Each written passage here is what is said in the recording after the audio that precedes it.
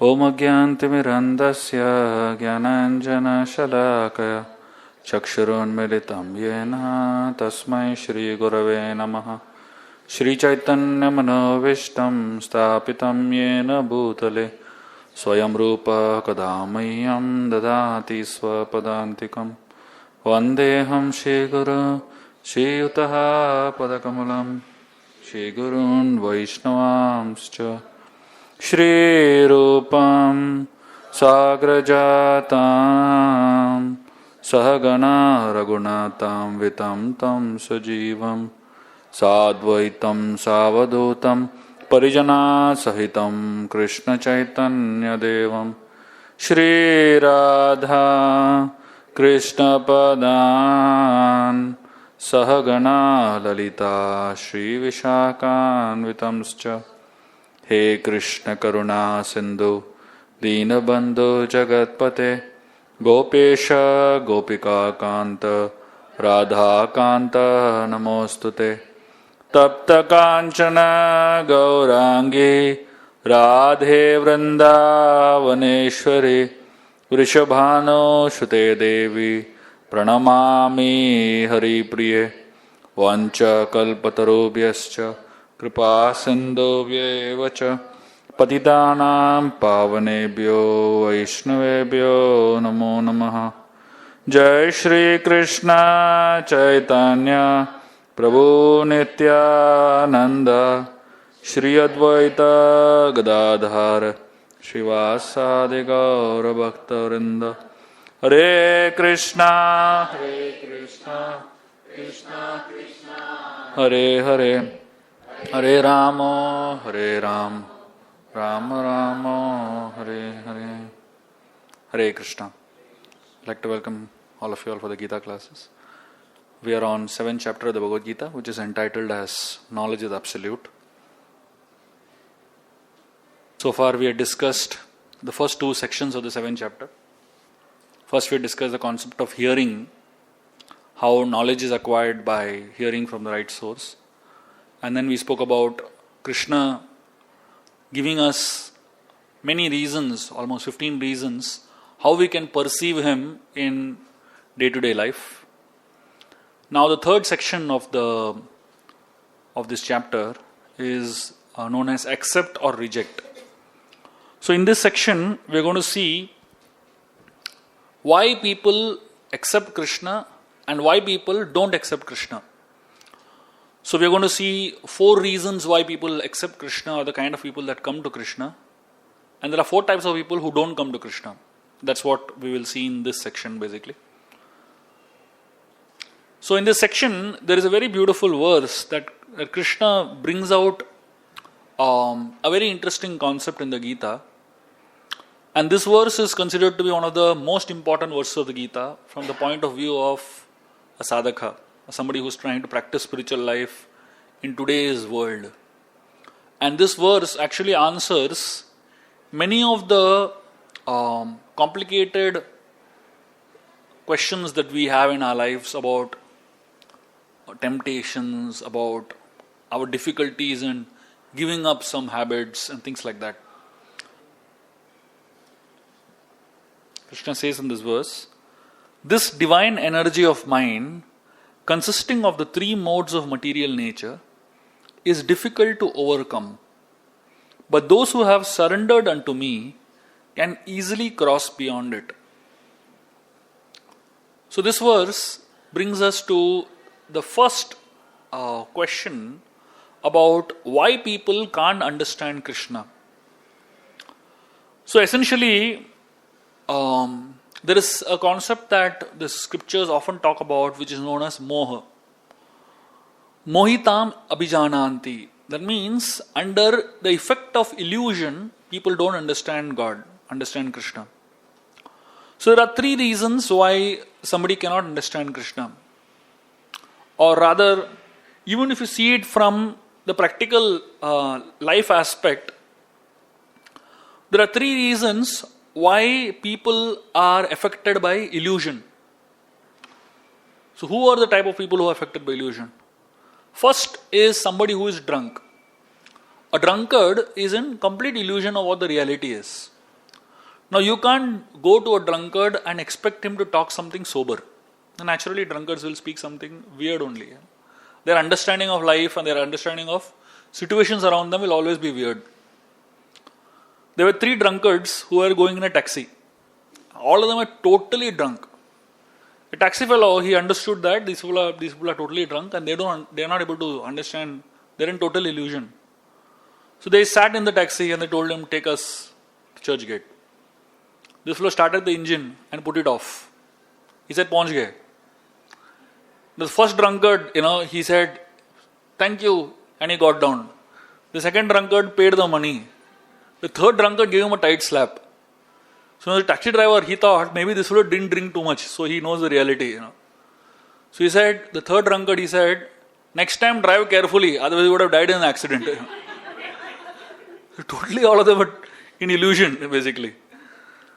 So the first type of people who can't understand the reality is they are in illusion because they are drunk. The second type of people who can't understand the reality is they are in dream world. So in dreams also, there are a lot of illusions happen. Like those who get dreams understand it. Those who don't get dreams, naturally they won't understand it. But sometimes dreams can be so real, it almost feels that you are there only. Like in our ashram, one time in the middle of the night, like we sleep in the temple hall and the Gopalji hall and all the halls over there. In the middle of the night, about 2 o'clock in the night, somebody screamed like mad. The scream was so loud that practically all the people, everybody was sleeping, got up. And this person, basically he had a dream that some weird things happening to him, some alien came, some dream he had. And the dream was so real for him that he was sleeping inside a mosquito net. He tore open the mosquito net and ran out. Can you imagine? So much he was in terror, basically. The third type of person who is in illusion, so first type is those who are drunk, and second type is those who are in a dreamy state. Both of them are in illusion. The third type of person who is also in illusion is somebody who is not drunk and not even in a dreamy condition, but he is affected by the 3 modes of material nature. Anybody who is affected by illusion caused by the 3 modes, the mode of goodness, the mode of passion and the mode of ignorance, they also act as if they are in illusion. So it's very interesting that externally, the person seems to be completely normal. He is not sleeping, he is not drunk, he is completely normal. But still, those who are affected by the 3 modes, they can't understand the realities of life. Somebody who is affected by the mode of goodness, he thinks, his illusion is that he is too clean to know Krishna. That means he says, why do I need to know God? Why do I need to know Krishna? I'm leading a clean life. So I don't need to know Krishna. I'm sure all of us would have had experience of such people in our lives also. Those who are living such a mode of goodness life, sattva gun life, no bad habits, absolutely clean people, no dishonesty, everything is fine in their life, enough wealth, good family, everything is perfect. The problem is that there is so much perfection, they think they don't need God only. This is mode of goodness problem. And I'll tell you, these are the most difficult people to preach to. Even if you preach to them, they will only go to some extent. They will not change. They will not want complete transformation. Because they feel that their life is already perfect. Why do they need Krishna in their lives? So those who are in mode of goodness, they avoid Krishna because they think that they are too clean. So they don't need God. Then people in the mode of passion, they are too busy to know God. People in the mode of goodness are too clean to know God. People in the mode of passion are too busy to know Krishna. You tell them, chant, chant, chant. They will say, can't, can't, can't. Too busy. Life is so hectic and so many things going on. So they have all the reasons in the world why they cannot practice spiritual life. Too much passion. And the third, people in the mode of ignorance, they are too dull to know Krishna. People in the mode of goodness, they are too clean to know Krishna. People in the mode of passion, they are too busy to know Krishna. And people in the mode of ignorance, they are too dull to know Krishna. So the three modes, they are very powerful. And they stop us from coming out from the miserable condition of material life. And all the three modes come together. And when they come together, it is known as Maya or illusion. And therefore, unless we know how to come out of the three modes, from the clutches of the three modes, we will not be able to come out of illusion. And therefore, this verse, if you read very carefully, Krishna is exactly speaking about that. He is saying, Devi Esha Gunamayi Mama Maya Duratyaya. So here, the word that Krishna uses is Duratyaya. The word Duratyaya means very difficult to overcome. So Maya, she is not easy to overcome. Maya is known as the deluding energy of Krishna, the deluding potency of Krishna. And therefore, when Krishna wants to delude someone through the potency of Maya, no matter how powerful that person can be, he cannot control. He cannot, handle it. He has to succumb. There is a very interesting story in the Srimad Bhagavatam that brings this out very powerfully. There was one sage whose name was Shubha Muni. So Shubha Muni, he was a very powerful ascetic, and he was performing tapasya inside a lake. So he was too much disturbed by all the external sounds and all that. So he said, I want to go to a place where there is no noise. So he sat inside the bottom of a lake, and sitting inside the bottom of the lake, he was practicing tapasya. So as he was practicing tapasya, at one point of time, Garuda, the snake bird of the Lord, the eagle carrier of the Lord, he came to catch fishes in that lake. Now, we don't discuss why Garuda is being Vishnu carrier eating fish. He is in the body of an eagle. So we don't have to discuss that basically. If you get a body of an eagle, you are most welcome to eat whatever is suitable to that body. So Garuda, he was finding his food there. So the fishes, they ran to Shubha Muni and they told Shubha Muni, please help us. You are the master of this lake and we are your disciples. We are your servants. You only can protect us. Now Shubha Muni, he came for meditating. He should be minding his own business, But somehow or other, the tendency to be thinking that I am the Lord, master of all I survey, and the desire to want, followership, people who are, under you and protected by you, that feeling is so powerful that Shubha Muni couldn't resist. So he told the fishes, don't worry, I'll help you. And he gave a curse to Garuda. He cursed Garuda that if you catch fishes in this lake, you will die. Now Garuda didn't have to bother about that curse because he is Lord Vishnu's personal carrier.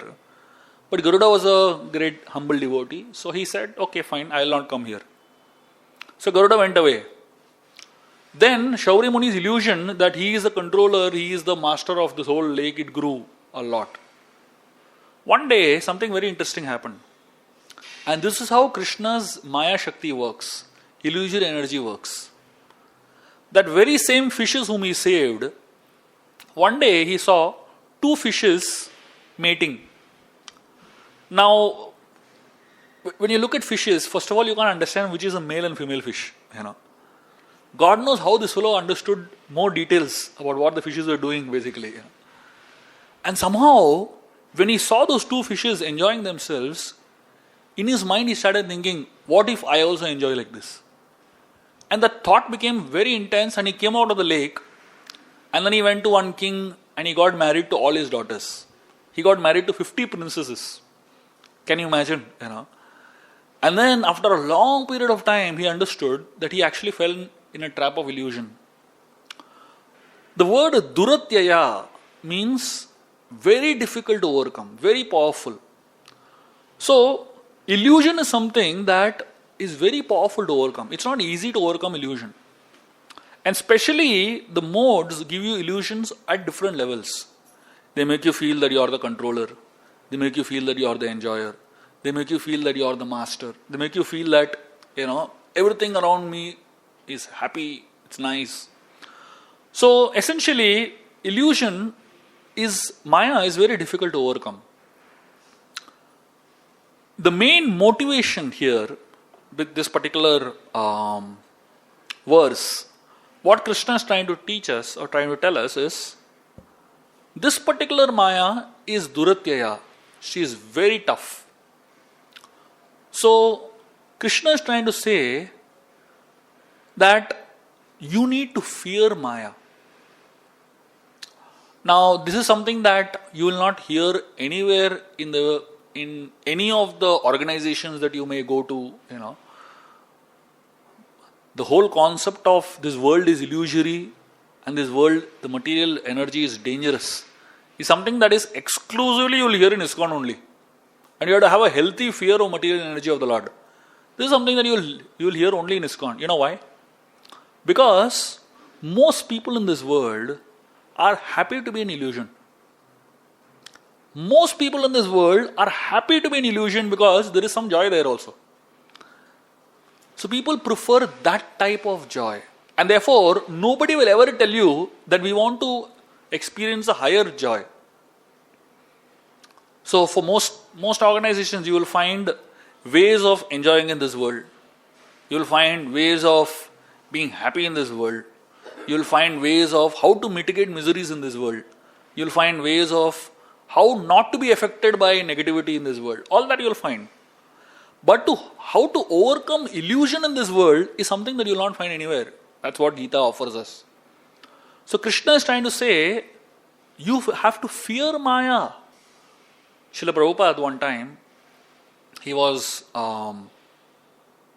in one temple and he was talking to his very senior disciples.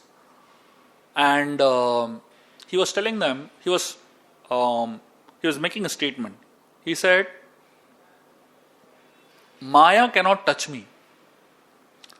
Now his disciples were very bewildered. Prabhupada making such a powerful statement. All my life I have lived and Maya cannot touch me at all. Now his disciples were quite bewildered because this is like unlike Prabhupada, to make such a arrogant statement like that. So they, the initial reaction was they were bewildered. And then they said, wow, Prabhupada making such a statement means really he must be unaffected by material energy. And then later on, Srila Prabhupada was praying in front of the deities. So one disciple asked Prabhupada, what did you pray? Prabhupada said, I prayed to Krishna that his Maya Shakti never bewilders me. So the disciples were totally confused. They said, Prabhupada, you just said that Maya cannot touch you. And now you are praying to Krishna. Prabhupada said, because I am praying to Krishna constantly, therefore she cannot touch me. So the understanding is that the Acharyas give us is that Maya is very difficult to overcome. Duratyaya, very difficult to overcome if you think that you want to enjoy her. If you think that she is your property. If you think that I have control over the energy of the Lord, the illusion energy of the Lord. And therefore most people, I'm just coming back from Goa, that's a land of Maya, literally. And whenever I come back, people are like so enthusiastic about, their Goa trip. And most people in the airport, they have only one problem. Bottle ko kaise chipana hai, All of them carry, these all, beer, whiskey, whatever they carry, bottles, And they somehow want to get it to Bombay, so that they can enjoy over here. Illusion continues for some more time, So people are so enthusiastic about conquering Maya, them feeling that Maya is my energy. Therefore, in this verse, Krishna says, Mama Maya Duratyaya. So when he uses the word Mama Maya, he is telling us, she is not your energy to enjoy, she is mine. This is the problem that people have with Krishna. So the problem that people have with Krishna is that Krishna is claiming Maya to be his. Just like there was one boy who wanted to, marry one girl and he wanted to propose to her. But this poor fellow, he didn't have much. So he wanted to show off in front of the girl. So he borrowed a suit from one friend of his. He borrowed a tie from somebody else. He borrowed a car from somebody. And he drove nicely and he went to this girl. He borrowed some money to buy roses for her. And when this girl was coming, and this boy was just going to go and propose to her, another boy came, put his hand around her, that girl, and he said, she's mine. That's exactly what happens to the conditioned soul in this world. Just when we think that Maya is mine to enjoy, Krishna comes and says, Mama Maya. People have a big problem with this. People say, this is too much. Krishna doesn't allow us to enjoy at all. So most people have a big problem with Krishna because they feel that he is dividing us of enjoying the illusory energy, which is supposed to be for my pleasure. So Krishna is saying, Mama Maya, that means because the material energy, Maya Shakti, she is connected to Krishna, she is the second most powerful after him. So Krishna is the most powerful personality, and the second most powerful personality after him is Maya, the illusion energy of Krishna. So what we are dealing with is not something small and ordinary. It is something powerful. Therefore he uses the word Duratyaya. But the interesting thing is, Krishna also uses the word Devi. Devi Yesha Gunamayi Mama Maya Duratyaya. So the word Devi indicates divine energy. So Maya, or the illusion energy of the Lord, is not material. She is not just matter, but she is actually divine energy of Krishna. The reason is because anything that is connected with Krishna becomes divine. When an iron rod is put in fire, the iron rod originally is cold by nature. But when it is put in fire, constant connection with fire makes that iron rod hot. And it acquires a property like fire. Similarly, a living entity may stay away from Krishna. That time he is cold. But the constant association with Krishna makes him like Krishna in the qualities.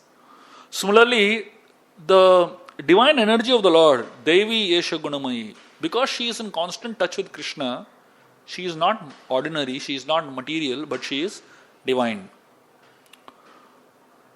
There is a difference between Ravan and Shurpanaka. So Ravan wanted Sita, did not want Ram. He wanted the energy of the Lord, but not the Lord. And Shurpanaka wanted Ram and not Sita. She wanted the Lord and not the energy of the Lord. Both of them had problems. One lost the nose and ears, and one lost the life. So you cannot want only one of the two. You have to take both together. You have to accept both together. You can't just say, I want the Lord, I don't want the energy of the Lord. You can't say, I only want the resources of the Lord, I don't want the Lord. Both don't work. And therefore, when we connect with the material energy, Devi Yesha, we understand that this touch is divine. Krishna, when we talk about the divine energy of the Lord, he uses, the understanding is very, very interesting. For somebody who is an electrician, the same electricity can be used to heat up something and to make something cool. So when the electricity is, sent into a geyser, it heats up water. But when the electricity is sent into a fridge, it makes things cold. Now for somebody who is an electrician, there is no difference.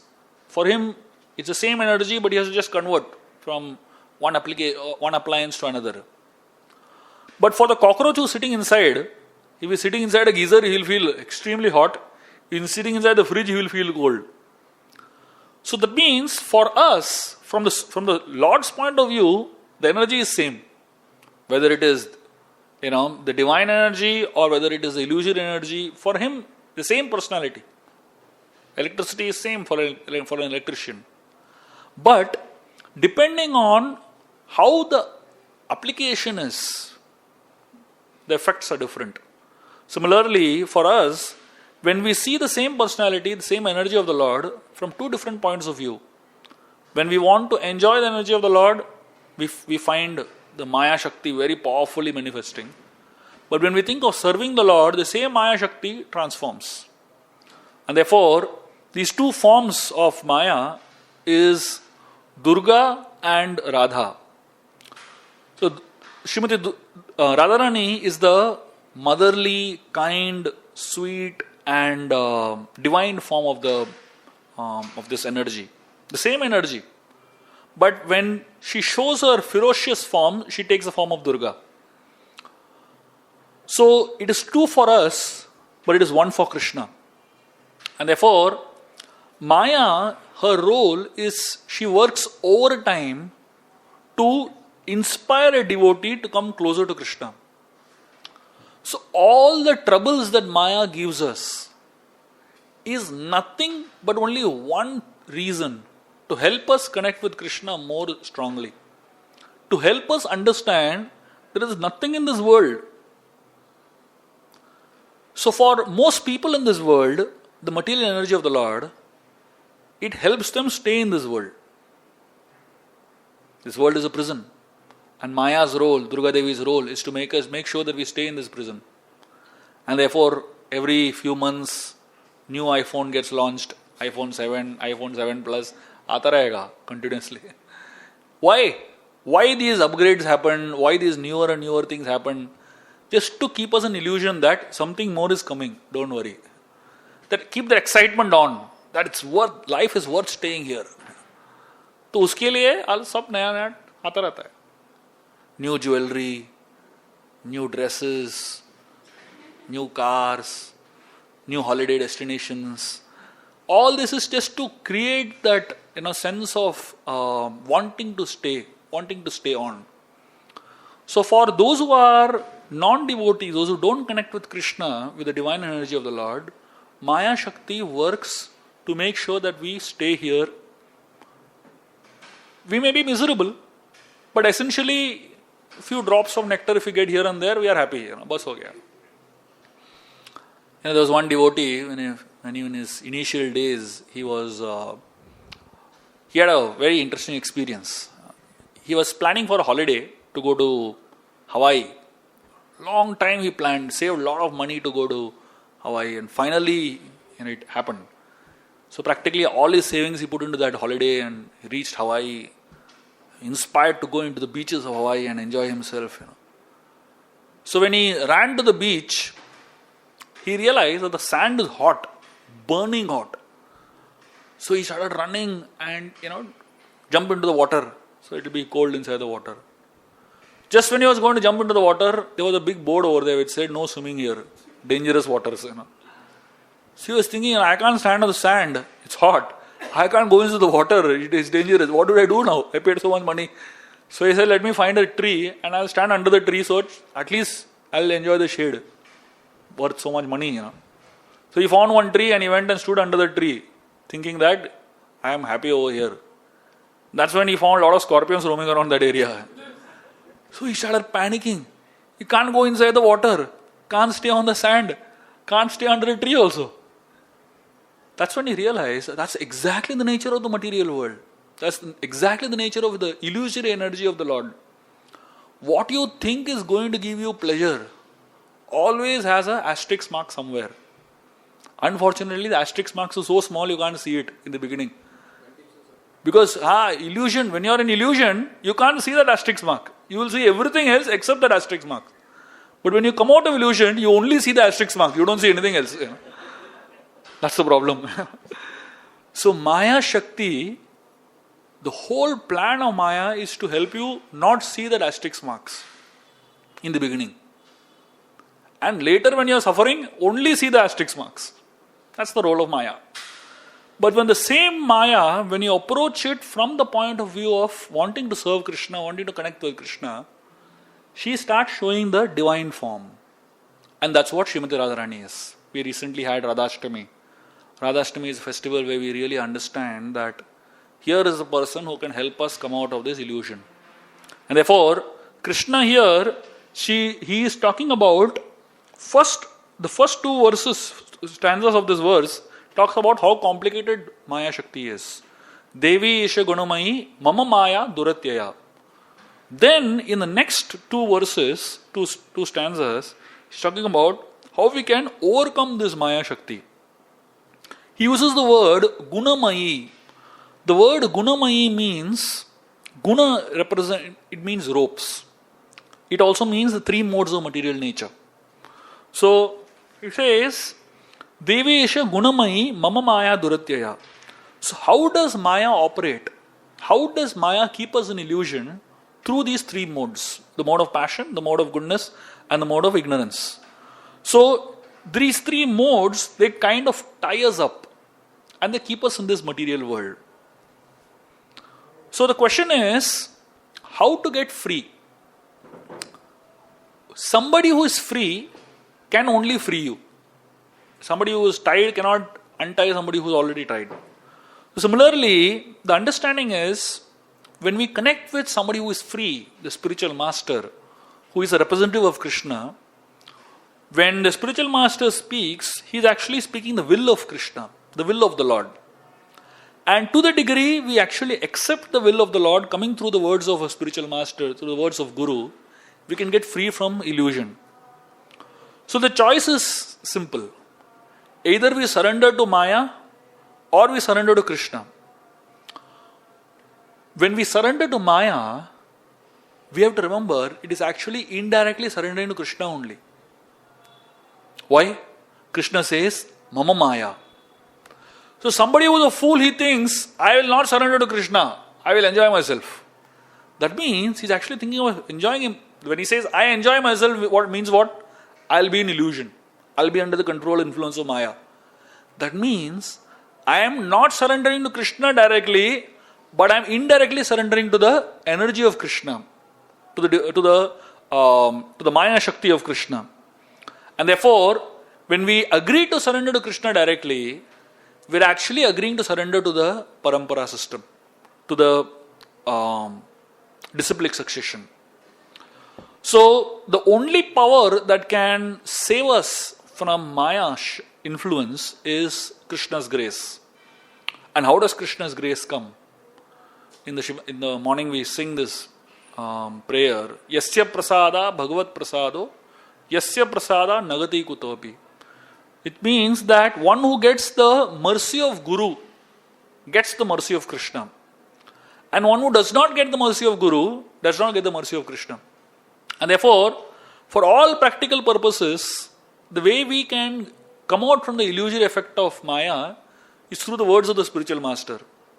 And what does the word of the spiritual master essentially tell us? Mam evaya prapadyante. So Krishna here, he uses this word prapadyante. Prapadyante essentially means surrender. So Krishna is telling us, Devi Asya Gunamayi Mama Maya Duratyaya.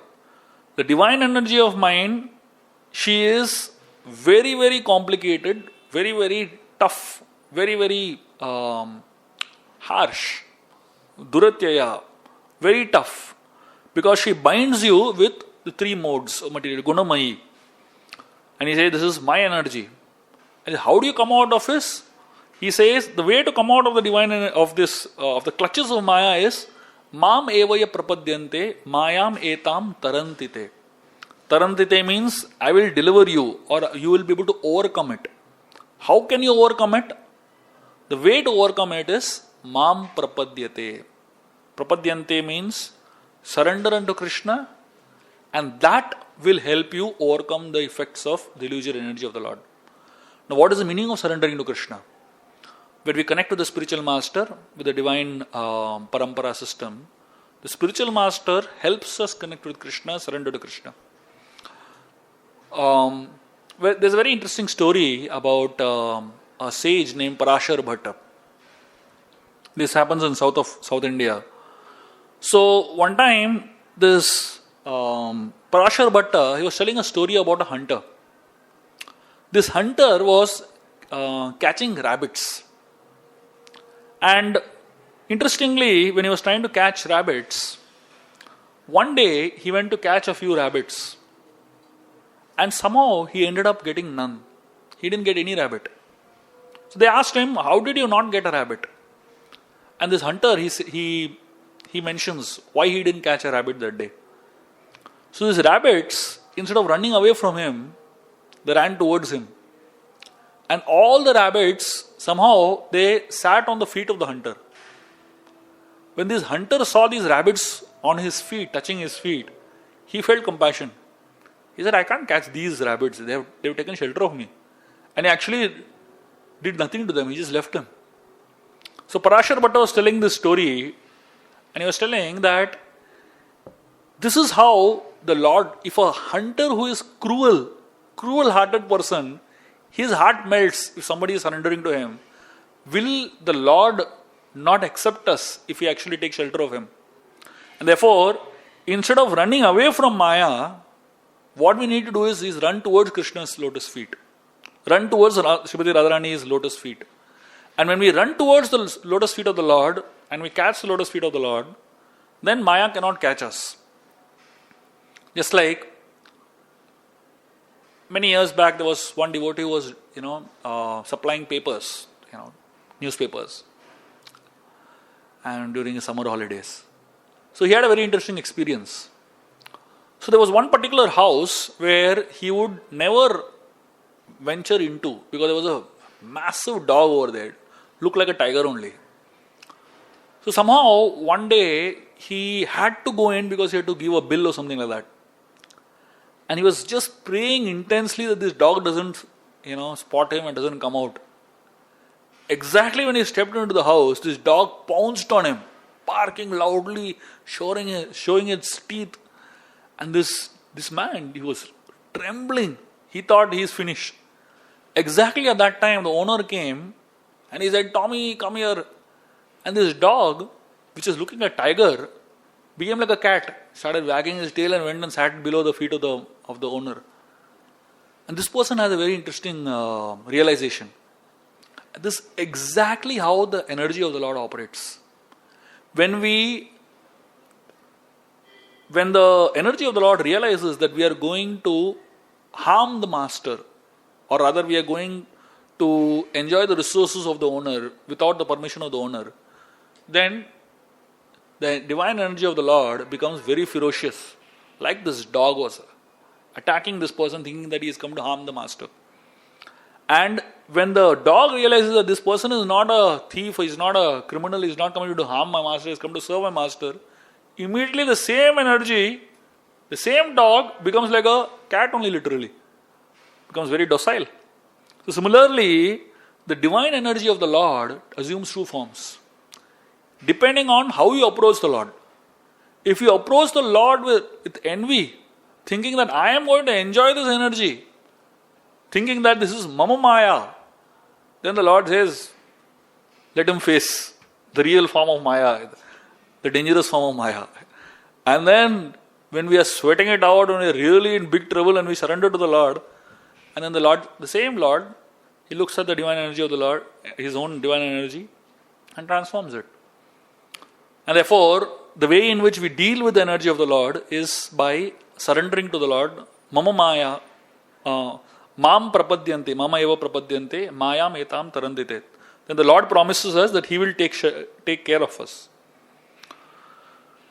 The next verse, Krishna is explaining. Now, it seems so simple. It's such a simple thing. We have to just surrender to the Lord and the Lord will help us. But still, there are 4 types of people who don't understand this. No matter how simple you make it, there are 4 types of people who will never become devotees. Now, if you are one of the 4, any of you all belong to the 4, or if you all know somebody who belongs to these 4, we can just give up. Try to inspire them to become devotees. Now, who are these 4? We will see what Krishna says. Those miscreants who are grossly foolish, who are lowest among mankind, whose knowledge is stolen by illusion, and who partake of atheistic nature of demons, do not surrender unto me. So here Krishna speaks about 4 types of people who just don't surrender to Krishna. The first category of people, he calls them as mudha, or grossly foolish. So these are people who are just absolutely fools. And because they are so foolish, they just don't understand the need to surrender to Krishna. Their goal of life is to keep working hard. They keep working hard, not knowing what the real purpose of life is, what the real destination or real goal of life is. And if you give advice to such people, they don't want to listen to it at all. I often tell the story of Sheikh Chili. One time, Sheikh Chili was sitting on a tree and cutting a branch. And funny part was, he was cutting the branch on which he was sitting. So one fellow was passing below and he saw this fellow cutting the branch on which he was sitting. This fellow below said, "Don't cut that branch, you will fall down." Sheikh Chili said, "This person is envious of my success. Therefore he is telling me not to do what will make me successful. So I am not going to listen to this fellow, I will cut the branch." So when somebody advises such a person, he thinks people are envious of his success. And then he continued cutting the branch. And when he cut the branch broke and he fell down actually. Then when he fell down, he started looking for that fellow. He said, "That fellow seems to be an astrologer. He knows future, what is going to happen. Maybe he will be able to guide me properly." So essentially, these are people who cannot grasp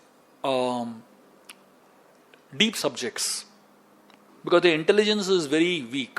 They're very external in nature. The fact is that spiritual knowledge, especially at the level at which we are talking about Krishna consciousness, is not meant for the masses. It's not meant for everybody to practice because it requires a certain amount of intelligence to be able to understand what is being spoken here. This is not material intelligence. Unfortunately, somebody might say, "What are you saying? It's so easy to understand what you're talking. It doesn't require a great amount of intelligence."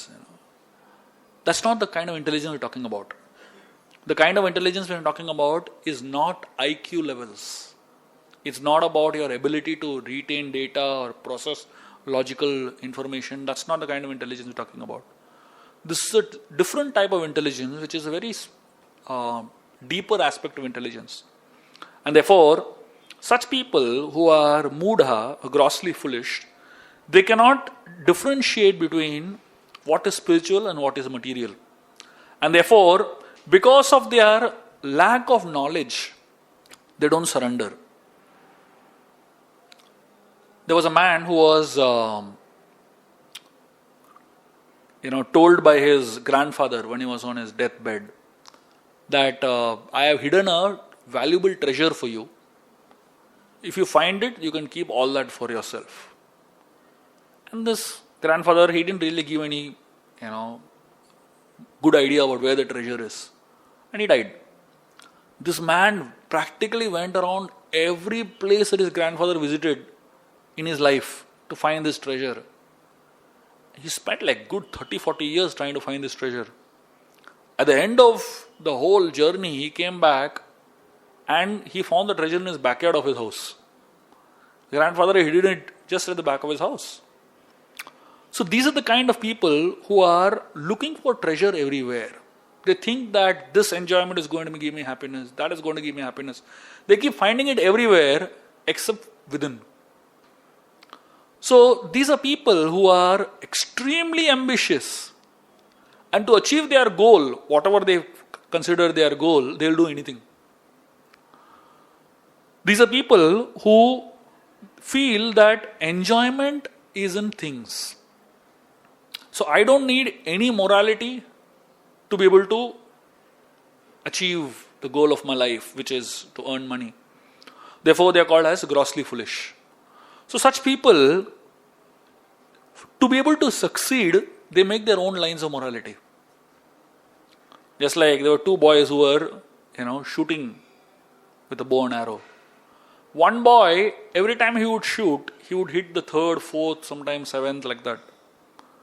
The second boy, every time he would shoot bullseye. The first fellow, he wanted to find out how this fellow, every time he shoots bullseye. The second fellow said, very simple.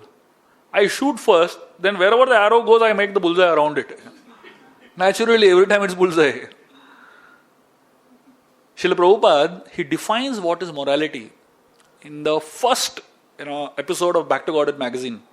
First volume of Back to Godhead magazine. Prabhupada writes, morality is that standard by which the Supreme Personality of Godhead is satisfied.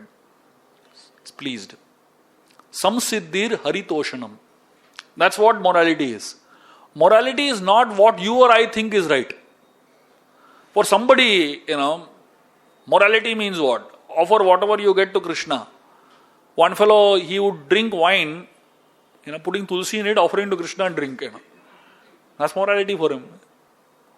बोला है ना पत्रम पुष्पम फलम तोयम offer कर रहा हूं भगवान को पहले. So essentially, the line is very clear. The line of morality is very clear. But you have to be ready to hear it properly from authority and with humility. And if you are ready to hear with humility properly, then you can see that line of morality very clearly. But a mudha who is grossly foolish, he is so absorbed in enjoying himself, so absorbed in his own life, that he doesn't want to hear properly. And therefore, even if he hears, he only hears what he wants to hear. He doesn't hear completely. There was one man who was lost in a forest. And when he was lost in a forest, he met one sadhu over there. And he said, can you help me get out from this forest? The sadhu said, no problem, I have one horse. And he gave him a very powerful horse. And he said, this is not an ordinary horse, this is a religious horse. So this man said, what is so religious about it? So he said, this horse runs on mantras. This man became very inspired. So this sadhu said, if you want the horse to go ahead, you have to say, thank God. And the horse will start running. And whenever you want the horse to stop, you have to say, save me. And the horse will stop running. The fellow said, so simple mantras. He said, yeah, that's it. Go. So he sat on the horse and he said, thank God. The horse started running like mad. And he got so excited that he's going to get out of the forest. He kept saying, thank God, thank God. And the horse went faster and faster. He forgot the second mantra. So he had no idea how to say, stop the horse now. And finally the horse reached a cliff and he was going to jump off the cliff. This fellow, he said, save me. And exactly on the tip of the cliff, the horse stopped. To save me was the second mantra. This fellow got so relieved that he got saved. He said, thank God. The horse jumped. So much so for learning mantras. So for most people in this world, they happen to have religious horses, and they have learned a few mantras. But unfortunately, they learn these mantras without understanding the essence of the mantras. So these are people who are grossly foolish. The first category of people whom Krishna says will never come to me. The second category of people whom Krishna says will never come to him, they are known as Naradhamas. Naradhama means lowest of mankind.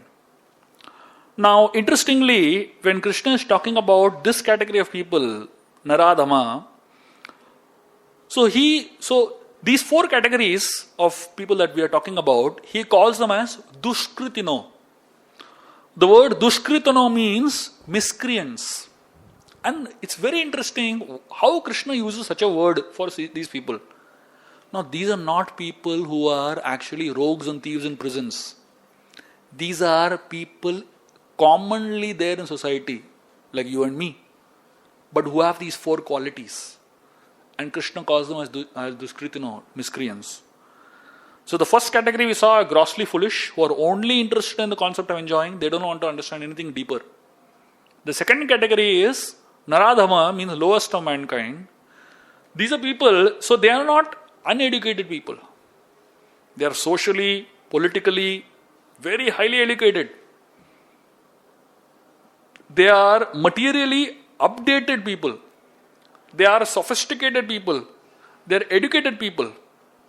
But why are they called as Naradhama? The lowest among mankind. The reason they are called as a Naradhama, because they neglect the prime duty of a human being. What is the prime duty of human being? To find permanent solutions to the problems of life, and not just stopgap solutions using education. Human life is like a Mercedes car. But Naradhama are people who use the Mercedes car like a tractor. So essentially, these are people who only use the human form of life for material enjoyment, nothing else. They don't want to go deeper and explore the deeper aspects of human life. And therefore, Naradhamas are called lowest of mankind because these people willfully neglect the prime duty of the human form of life. Just like there was one beggar who was begging, and every day he would go to one potter shop to beg for a pot, begging pot. So he went to the potter shop so that he can beg for a begging pot, so that he can use to beg others for money. 10 months, every single day he would go to this potter shop, beg, please give me one pot, please give me one pot. 10 months this potter rejected every day. Go, I will not give. After 10 months, finally he said, "Theek hai, so much you're begging, let me give you one pot." He gave one pot to him. This man became so happy he got one pot. He started throwing the pot in the air and jumping in joy. And he forgot to catch it. The pot broke and fell down and broke. And he lost that one pot also. 10 months it took him to get one pot, and he lost it in one moment. Because he just didn't understand the importance and value of that pot. This is exactly how human form of life is. When we are in the womb of the mother for 9 whole months, we are begging the Lord, "My dear Lord, please give me one chance to come out. And when I come out, I'll completely focus on remembering you, praying to you, worshipping you." But the moment we come out, we become so happy. Happy birthday to you. And then, oh yeah, we just throw that pot on the air and then it breaks. We just completely lost. One more life is gone. These are people who are called a Naradhama. That means they have the human form of life, but they're not understanding the importance of the human form of life. They may even have the most fortunate births. Like this famous Venki's chicken. It's founded by one fellow who is a Iyengar. Iyengar is like a Shri Vaishnav Brahman. This is like the highest type of birth you can get. First of all, getting human birth is rare. On top of that, getting human birth in the land of India is rare. On top of that, getting human birth in the land of India and in a family which is highly aristocratic is very rare. And that too in a family of people who are highly dedicated to Krishna is even more rarer. After getting such a birth, you start Venki's chicken, kitchen or chicken or whatever. That's like, don't quote me, but it's a fact, Naradhama, lowest of mankind,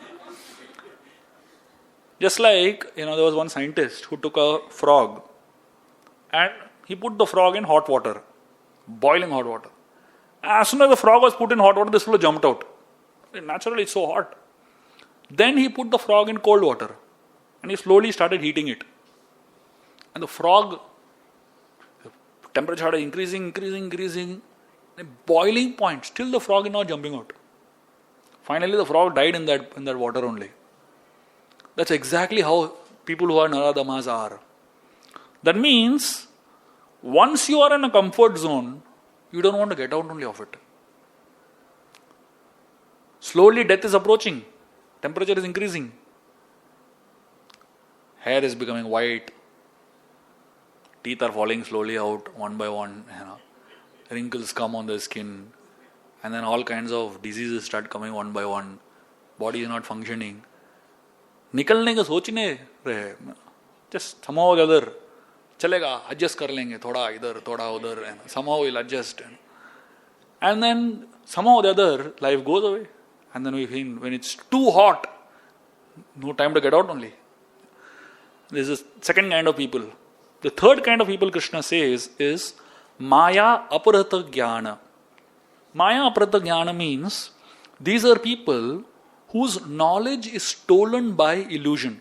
Maya aparata. The illusion energy has stolen their knowledge.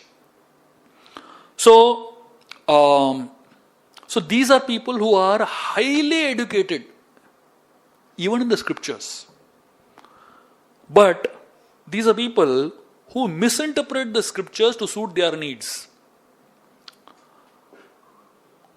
For example, there are people who may be highly educated in scriptures, but they will quote the scripture to make you lose your faith in the scriptures. Like for example, in India there is a Zakir Naik, can quote left, right, center from Ramayana, Mahabharata and Gita, but to prove that they are wrong. To prove that, see, Ram ate meat, he did that. Anybody who understands the scriptures can refute them, can talk to them and defeat them. But they will not approach such people. They will only approach all the duffers who have no knowledge of the scriptures and try to change their faith in God. So essentially, these are people who are highly educated in the scriptures, but misinterpret them to suit their needs. In fact, such people can use the scriptures to prove that all of us are God. Such people bring up philosophies, theories. God plus Maya is equal to soul. Soul minus Maya is equal to God. If people hear such a philosophy, they say, wow, ये किधर से लाया? Then they'll give you a quote from Bhagavad Gita. ये देखो, Bhagavad Gita में बोला है. Then people who don't understand anything or don't have background of Gita, they'll say it's barabar hai, sab barabar hai. And that's how they get fooled up.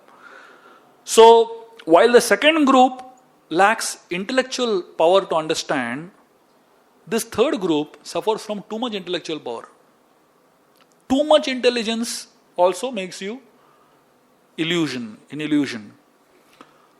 Like one person, one young girl, she came to Srila Prabhupada in the beginning years, and she started telling Prabhupada, when I chant Hare Krishna, I can see some light.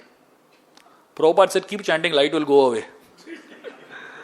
These are people who analyze too much, One fellow said, Krishna is black, and black means unknown, and therefore Krishna means unknown. From where this fellow got this interpretation? Another fellow says, Krishna is the cerebral spine, and Srimati Radharani is the cerebrospinal fluid. किधर से लेके आते हैं लोग? Too much analysis, too much over-analysis of what is the reality, and they just lose the illusion. They lose the focus. There was one person who was trained by a Mayavadi guru, and essentially his teacher wanted to instruct him that God and I are one. Only by the power of illusion I make a distinction between myself and God. So this fellow became excited, with his realization that I am God and God is one and God is everywhere. I am also everywhere. So he was walking on the street one day, and he said, today I am going to walk in the street with this conviction that I am only God and God is everywhere and I am everywhere. So as he kept walking, one elephant was coming in the front, and the mohot of the elephant was sitting on top of it. And this fellow is not moving only. The elephant, if it comes in your path, you should move, elephant should move. So the mohot is telling him, get out from the way, elephant is coming. He said, no, I am God, and that elephant inside him, there is God. We both gods are talking to each other. Why this fellow is coming in between? He said, I will stand here only. The elephant came, caught him and threw him on the side. He broke a couple of his bones and he went to his guru. And he said, my dear teacher, I had profound realization of what you were trying to teach. But when I practiced it, it didn't work. The teacher said, what did you do? He said, I was standing in front of the elephant and the elephant threw me out. And the teacher said, the mohot on top, didn't he tell you? He said, yeah, he was trying to tell me. So the teacher said, in that mohot also God is there. He was trying to speak to you. Why didn't you hear that God? So essentially, people who are over-intelligent, over-analytical, they get caught in their analysis only. There was one fellow who did a PhD in Jiva Goswami's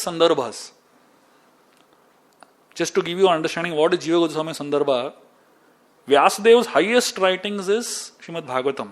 Out of all the lakhs of books that he has written and millions of verses he has written, Jiva Goswami, he wrote a commentary on the Srimad Bhagavatam. So Jiva Goswami is considered to be one of the greatest scholar in Gaudiya Vaishnava history. He wrote original 1 million verses. Original 1 million verses in Sanskrit. Can you imagine? That is the kind of scholarship Jiva Goswami had. So this fellow, he did a PhD in Jiva Goswami Sandarbhas. And whenever he discusses Jiva Goswami Sandarbhas, with some scholars, he has a cigarette in his hand and he is discussing. Can you imagine? Discussing Jiva Goswami Sandarbhas with a cigarette in the hand. These are typically people who are known as Maya Aparata Jnana.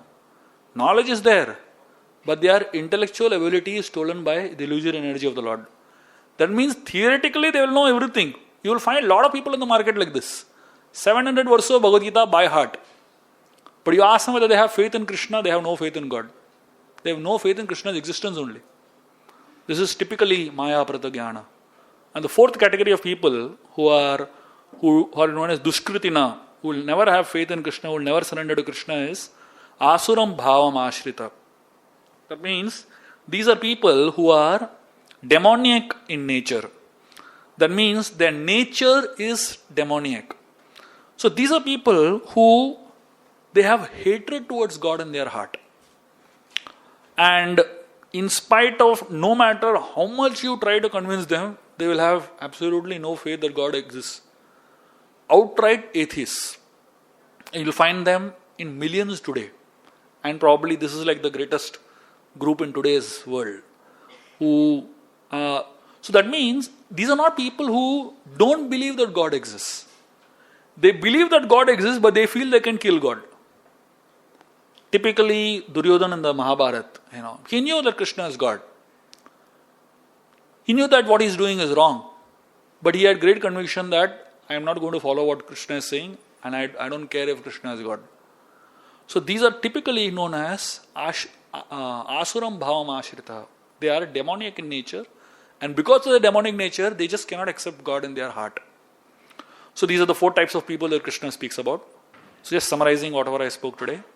Why people can't understand Krishna? Because they are under the illusory energy of the Lord, born with the 3 modes of material nature.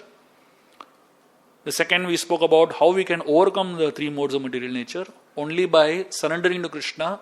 Mam evaya prapadyante, mayam etam tarandite. So when we surrender to Krishna, one can get free from the illusory energy of the Lord. And there are 4 classes of people who will always reject Krishna, will never accept Krishna. The first is Mudha, they are grossly foolish people. The second is Naradhama, the lowest of mankind. These are people who have the human form of life, but they don't understand the importance of the human form of life. The third is Maya Aparata Jnana, that means they have knowledge, they are extremely scholarly, but their knowledge is stolen by the illusory energy of the Lord. And the fourth is Ashuram Bhavam, that means these are demonic, their mindset itself is demonic, and they have great envy towards the Lord. So the next time when we meet, the next Wednesday, we will discuss 4 types of people who come to Krishna. So we will find that, just like these are 4 types of people who will never come to Krishna, there is 4 types of people whom Krishna says they always come to him. So at different situations, at different opportunities, they connect with Krishna. And we will find what those 4 are the next time. Thank you very much. Hare Krishna.